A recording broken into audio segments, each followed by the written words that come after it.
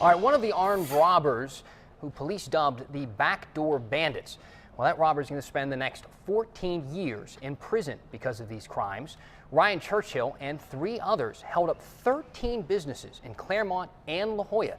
Now, 10 News reporter Kristen Severance joins us and tells us what was said to one of the victims. He threatened with a gun, Kristen.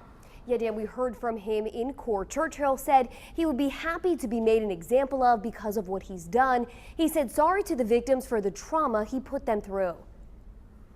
I feel absolutely horrible and disgusted with myself, as well as ashamed in thinking of the reaction on the victim's face as they tried to relive this nightmare. Ryan Churchill read a 2-page letter to the judge and one of his 27 victims who was in court. I would like to take full responsibility for the accounts in which I am charged with and the wrongs in which I have regretfully committed. Deputy District Attorney Jalen Wang said he planned more than a dozen armed robberies of businesses like this Smash Burger in La Jolla.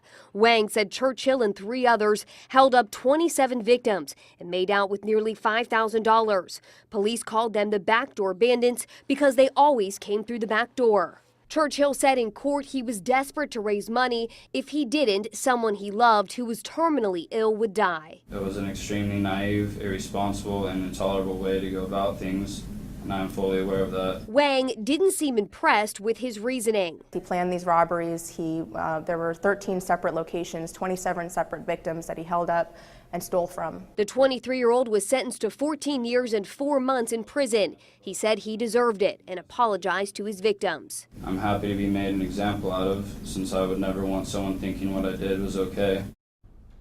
Churchill already served 500 days of that sentence. Now he asked a judge for recommendation into a program where he could be hired by the National Forest Service after he gets out of prison.